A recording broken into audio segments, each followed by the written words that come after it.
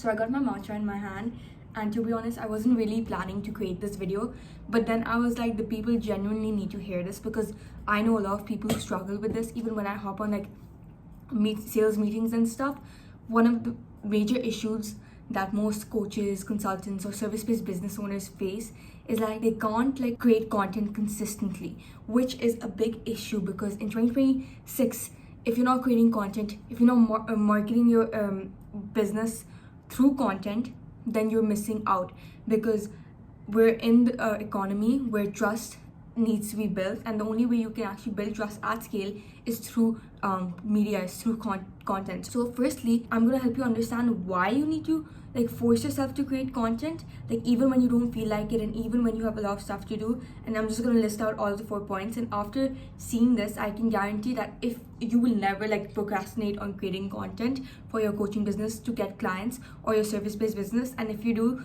then you basically don't want to scale. So without further ado, let's just get right into it. The first point is that your perspective on content needs to change. Most of you out there are not treating content as work. So what I mean is that like you don't procrastinate when it comes to creating ads, building out ad creatives, reaching out to people, like cold outbound. You don't procrastinate on that. But when it comes to content, you procrastinate and you think you can put it off your plate. But that's where you get wrong, because you don't view content as work. That's why you think of content as like a side thing. But the moment you start thinking of content as work, the moment you think that if I'm saying no to content, that means I am directly saying, not even indirectly, I'm directly saying that I don't want to scale my business. Once you have this mindset, you will not procrastinate on creating content, because you know that if you want to get clients for your business, if you want to get clients for your coaching, consulting, or service-based business, you need to start creating content. That's the only way. Otherwise, you won't get clients. And when you don't have clients for your business can't sustain. So that's the first part. You need to start treating content as work, not a side thing. You're not like someone who creates content for a passion or anything. You simply create content to get clients, to make sales. So that's your main purpose. So you don't like work when you feel like it, right? You work on a daily basis because you know that it will allow you to get the results that you want. Same is the case with when you have to create content. Don't think of it something as when you get inspiration or when you have the passion to create it. You have to create it, and you have to have a daily workflow around it to create it consistently. Second thing is that you need to prioritize consistency over inspiration. Now, yes, a lot of us get like inspired, and like sometimes we have an idea which we know it's going to work extremely well, and we need to create it. Like I'm creating this one over here. That is amazing, but at the same time, that's not going to be any use or any help if you can't create content consistently. You need to have like a schedule. You need to know when you're scripting the videos, when you're editing them, when you're creating them, when you're recording them, all of that stuff, and when you're uploading them. And if you need help with that, like, because if you can't handle it all by yourself and you need us to help you handle everything, like from strategy, scripting, post-production process for your YouTube channel, to book consistent sales calls for your coaching offer or consulting offer or service-based offer, then book a call down below and let's chat. But you need to prioritize consistency. You need to have a day dedicated to where you just create content, because content, like I said, it's not something you create for like, it's not a side thing. It's something that you need to create in order to scale your business. So that's the first part. You need to fix your perspective on content. If you can view content as work, you know that you can't put it off, because you need to work in order to scale your business. The second thing is that the law of reciprocity. Now, people really need to understand the laws of human nature and the laws of the universe.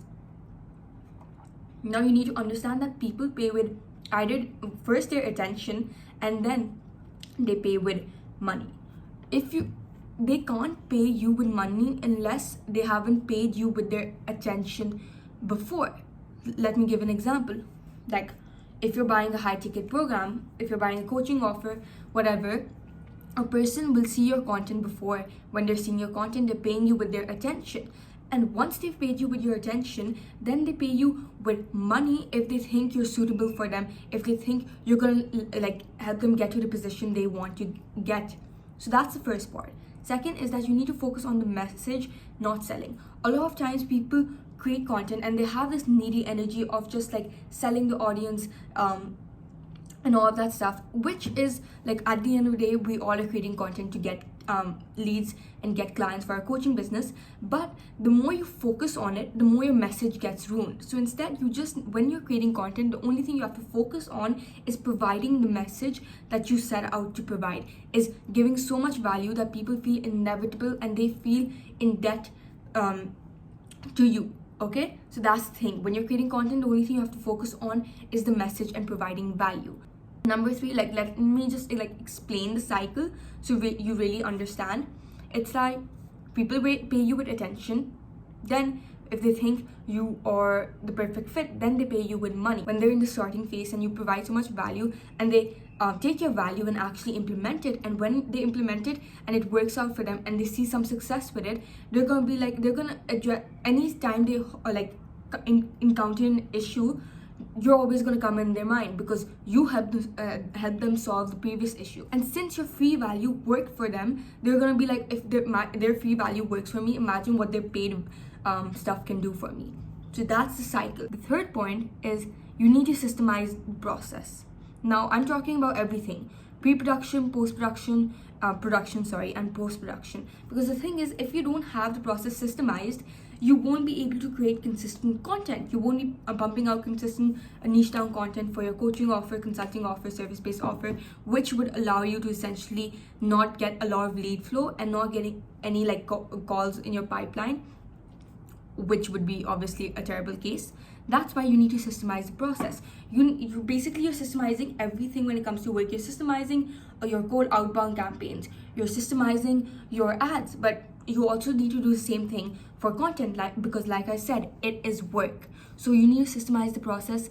And one framework I would really recommend to follow, because it suits best for coaches, consultants, and agency owners. You need to follow the KISS framework, which is keep it stupid simple. You need to keep it as simple as you can. You need to basically make content feel like so easy to flow, in the sense that you shouldn't like fumble, or you shouldn't like scramble when it comes time to creating content. Like, oh, I need my mic set up, oh, I need this setup, like I need the camera set up. You should have everything in place, so when you have time to create content, you don't procrastinate on it. You basically just click the button and start recording. You should have the scripts ready. You should have the Miro boards, YouTube assets, all of that ready. So you need to keep it stupid simple. Because if you don't, then you're gonna procrastinate, and procrastination is equal to you not pumping out content. So the pre-production process, which is the scripts and the titles and the ideas, basically have that done for you. Like, either hire an agency, like if you want, or help like with the pre-production, production, post-production process, click the link below. Either hire an agency or do it yourself, but have it all systemized. And then the production process, know when you need to record, what time you need to record,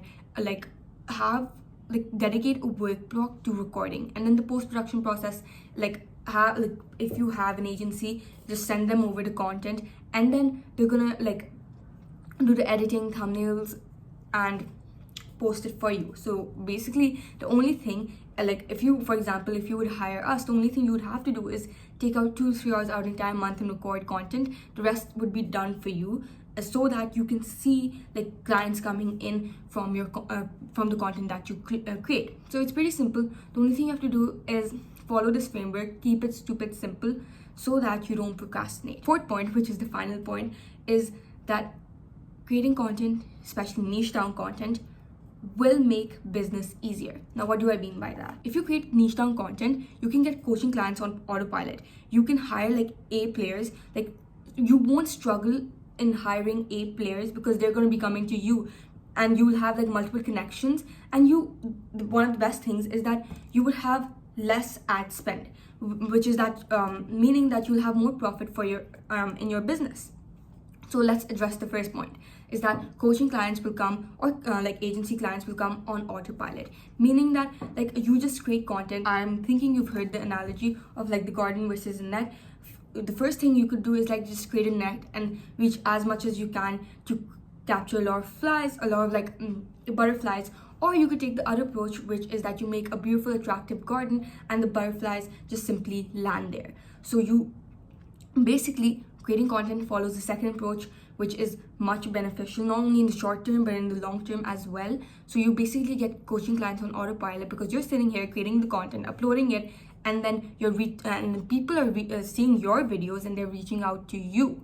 Okay, second is hiring A players. It's going to be extremely easy for you to not only find A players but also hire them, and also like you wouldn't even have to spend that much time finding them because A players would be coming to you, because when they see your company culture, when they see your brand image, how you lead, all of that stuff, they would come to you. So you wouldn't have to spend a lot of time finding them because you've created such a brand image. Third part is that connections. You build a lot of connections instead of like, you know, reaching out to people, and you just create your brand image in which the people who are right for you will be attracted to the type of content you create, the type of person you are, and the people who aren't will be filtered out. So you're gonna build a lot of valuable connections without trying to network. Instead, you're just building the person, you're just building up your skill set, you're just building yourself, and the people who are right for you will be attracted. And last point is less ad spend. The more number one, organic content helps like your ads work, run, and better. That's simply just a fact. And then secondly, once you have a lot of organic content, which is the foundation, you get so many leads from the organic content that you create that you don't really have to necessarily spend a lot of money on ads. Instead, you would have to lower down prices because you're getting so much lead flow. So it just helps you in that aspect as well. Anyway, I just want to make this quick video because this is such an essential point to understand. And once you understand these 4 points and you understand why creating content is not something that you can put off right now, it's not something that you can put off, it's a need in 2026, then you will never procrastinate on creating content for your business again. So let me know what you think. If you need help in scaling your business through content, click the link below, and I'll see you in the next video.